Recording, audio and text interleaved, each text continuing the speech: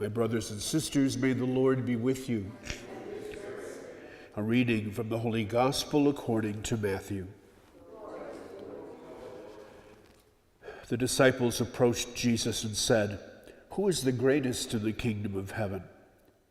He called a child over, placed it in their midst, and said, "Amen, I say to you, unless you turn and become like children, you will not enter the kingdom of heaven. Whoever humbles himself like this child is the greatest in the kingdom of heaven. And whoever receives one child such as this in my name receives me. See that you do not despise one of these little ones. For I say to you that their angels in heaven always look upon the face of my heavenly Father." The Gospel of the Lord.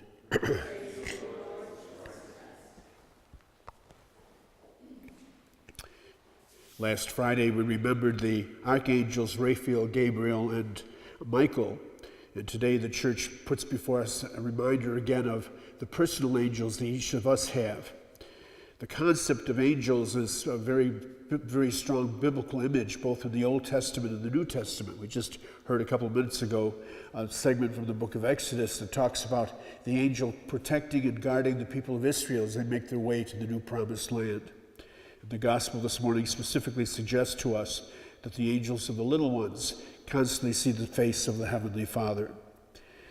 Sometimes the image of angel, unfortunately, is sort of controlled by the caricature that we do of it. And it's tend to be seen as very plump, little rosy-cheeked individuals that we see in church paintings and in sorts of architecture.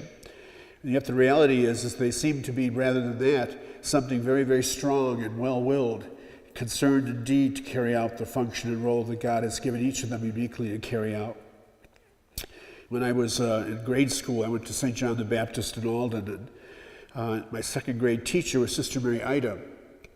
And she always kind of reinforced in us the concept of the angel watching over us and being near us. And I was told a couple of years later that they recalled one particular time during second grade when I was in church before Mass in the morning. I was crying in the pew, and the sister came over to ask what was the matter, and I said, "I think I sat on my guardian angel." We always had to keep part of the seat empty next to us, so there was a space for the angel to sit, and I had forgotten, taken that part of the seat over. Surely it's a kind of a strange way to recall the presence of the angels, but it also at the same time sort of reinforces for us the realization that we have to know that they are near. And every so often we hear stories of people saying that, "I don't know what it was, I was in a car accident and somehow I got through the accident. Somehow things took place in a different way than I anticipated." And all that, of course, ultimately can be kind of defined and described by the fact that God in his care and protection for us assures that there's always some other means and force for us to keep us safe and to bring us home again.